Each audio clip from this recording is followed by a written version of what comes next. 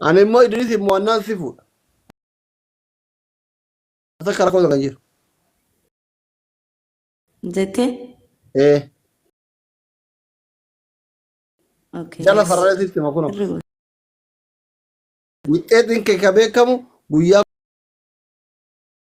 10 wayi qofa tafe guyyaa 13 moo 14 15 16 qofa. Hojjechuudhaaf jechuudha. Laa geeminga of ati boru yoo feete iltaan hojjedhu gizee barbaad. Yeroo kan qabu siif hin hojjedhaaf tolche. Guyyamaa fi akka ansi fuudhu jedhu qofa keessaan gatii malee. Sanis minima. Yoo mooyate na fuudhuu hedaa jetta.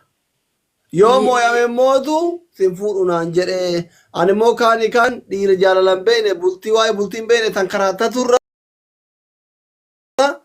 Aslitti jaartii lammaffaa heerumuu naa wayya Oromooti yaa jetta dhumarratti. Badee kaatun tabiraati. Ka maaliif? Akka Oromoon girgirri hin goone rakkoo evidensii ittiin jechuun Oromoon tunillee haa amantu. Ganaa dhiira jaalalan beene waa'ee bultiin beene hojiin tan karaata turra aslitti jaartii lammaffaa heerumuu naa wayyaa. Fedhees akka inni moo'atee jaartii lammaffaa si fuudhee na fuudhu koota waan dandeettaniin bira dhaabadha dooktorii kenna biraa. Sagalee taa'ee asliif sagalee taa'ee Oromoo bilis. Sagalee maa waa hidhamee sagalee naa ta'anii hidhaan jiru bira dhaabbadhaa jettaan.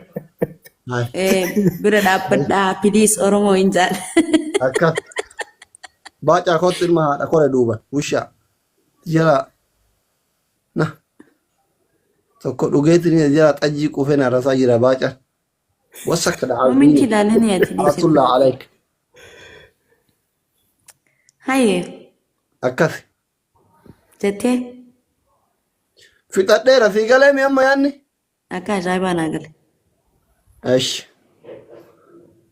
Akka biraa nagaa qabda. Simaan rafiin. Takkaffaa wanti inni irraanfannee guyyaa didamii aslii haye. Beqaadhis waan itti yaadiin dalaga waa yaada khayyaa waan das najjee okay? Ati guyyama gaafa diidamaa akkaan geemii qabuun dagatiin malee waan feete jedhi dalagi. Ganama dalagi wannoo goota. Du'iti godha. Naasheer godhi. Yookiin taagila irratti godha. Ayye. Warri birallee warri viidiyoo hojjetu beektan naa hojjedhaa faamilii ishii.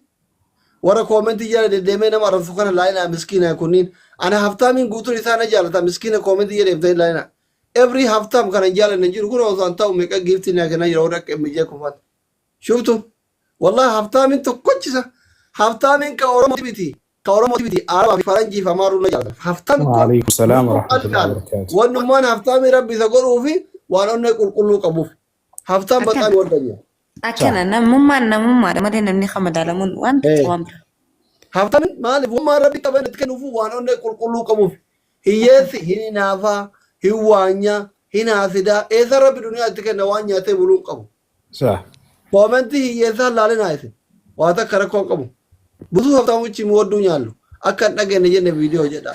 Immoo haftaamina jaalatan kanneen keessan dhaqee itti barreessuu hin salphata. Rakkoo biyya. Assalaamu alaikum maal jirta qaalii nama. Jaalfadhii amma waa'ee mucattii tanaa maal jettare yaada bareedame haa fuudhume. Yaa mitiyoon giseen akkana laalus faayifayoodha haasawni isiitis hedduu tola.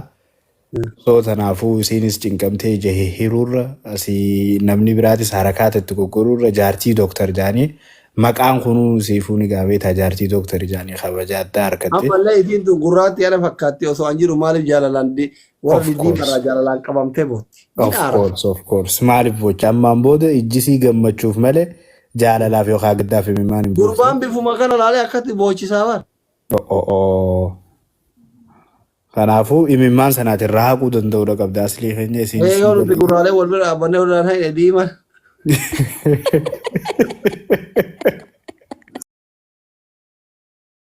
Bira dhaabbattee haamilee. Asli uzumatee naaddootee. Imimmaan irraa haquu danda'u. Wal bira dhaabatuu qabna mee amma laalina baadii laale Arafaaxee laale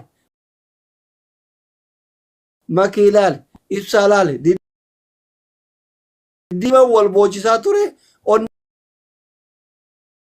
wal madeessee wal xagganaa jira. Anaaf illee ofii walitti booyuu qaba. Gurraachinis akkasii wal waan ni godhuu danda'u qaba. Fakkeenya taa'ee galaaf warri biraatis akkas godhu. Onnee abbaan tokko cabse abbaa tokko fayyisaa jechuun dhageenye. Anamma onnee gurbaan diimaan cabse san fayyisuu barbaadare. Akkana gaa. Siifin jira. Kana laal naanjii siifin jiraatu ni dubbinu. Onnee gurbaan diimaan cabse xagganuu barbaadara. Akkana lafee sanyiin Siin boosee akka duraaniitti irra jabeessitamas jabduu tagizee duraati irra jabduu. gadi fageenyaan irra gatta.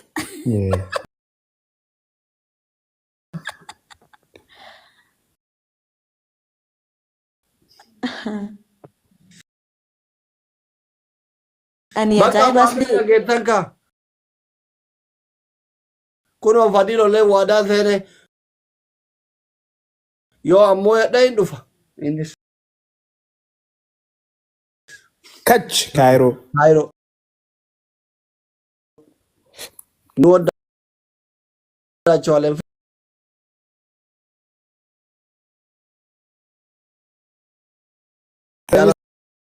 maalee teessee sirii jaalqabe akkatti bootti mucaa diimaa tokkotti. Jaalalli maalee teessee andi sirba aadamaa dhugaa ta'uu sirba dhugaa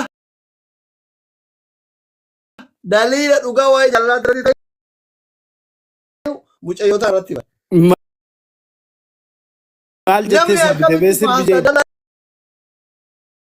Nyaataa ho'a keessa taa'ee jaalalaan qabama. Awwa rabbi haa kennuuf gaa jaalattee isiin dhoorkin.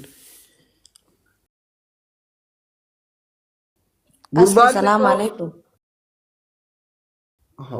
As keessa jirta waalaikum salaam. Akkami jirtaa fayyaadha.